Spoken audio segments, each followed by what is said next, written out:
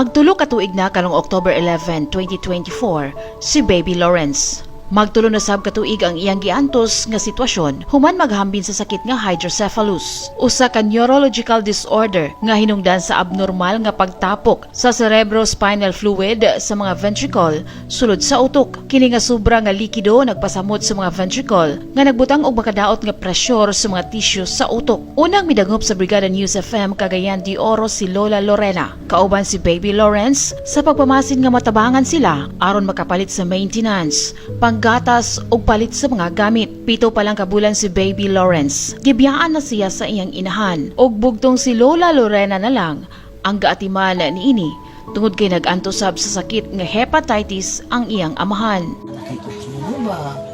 Hindi pa na kayo si nanay ba? May na siya. Malit na. May ba man yun ako siyang malit pa yung mga kayo. Nakitang iyang mata. Hindi na yung mata na. Inanagali na. Kung wala mo, tulog man na. Tulog siya. Pagkabat na mo dire, mata na siya. Tulog Nakamata siya. Nakamata.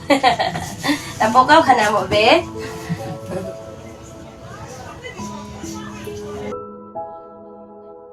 Si Lola Lorena na-diagnosab sa sakit nga brain cancer. Apan ang iyang pagpalangga og pag-amuma sa iyang apo ang naghatag kaniya og kusog aron dili mapukan sa mga pagsulay sa kinabuhi. Di ba wala naman nagikuan sa doktor? Ang doktor na nguha naman ani. Hindi na siya maulian. O kakana, dili na. O kakana lang yun ang pag-atiman ko nung lagi mo sa kagwan tanong yun na po. Atiman siya, dili siya mapasagdan makay. Kung pasagdan man ko ni siya, di magani, di makaano sa iyang ulo. Ako pag mo kamuahing para ba kuan. Kay kanang iyang likod man gud kung pasagdan siya, magsamad man gud na. So na gabi nga bilar ka. So, dili man ko katulog. Dili ko katulog kung gabi kay kuan man yun siya. Makatulog ko, pero malimtan ako, di makakaon. Pinaagi sa tabang sa mga dunay malumong nga kasing-kasing. Nakatigom ang Brigada News FM Cagayan de Oro og balor 4,790 pesos nga cash o gitunol kang Lola Lorena.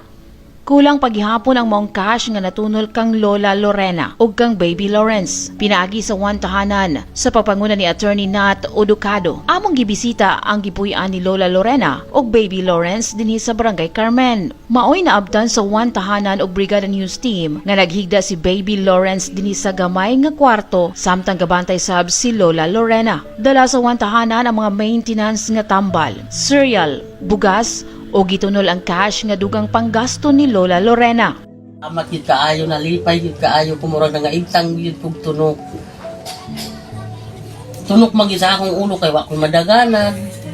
Usay gani ka, di arang tinal, baka mangutang ko mo saan pag ito nga kanang lang magbayad ko, anak maka ayum-ayum ko, bisan wala gito kahimbaw nga ibayad ba kay ang ako nga mabuhi gid siya ba.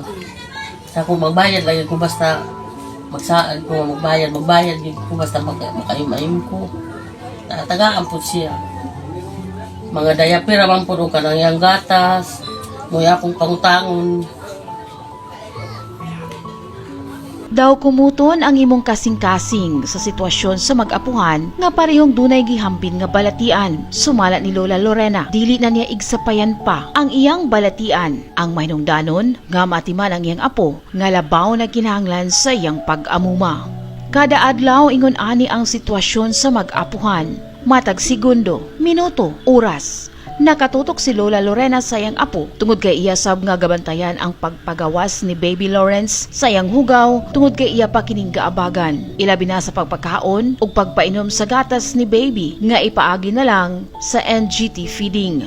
Sa matag adlaw nga kalisod nga gaabagahon ni Lola Lorena gawas sa iyang brain cancer, mas bugat alang kaniya ang matag adlaw nga panginahanglanon sa iyang apo aron lang makasurvive sa kada adlaw nga hagit sa kinabuhi. In the heart of changing lives, kini si Brigada Jackie Kabatuan Paclar, Brigada News.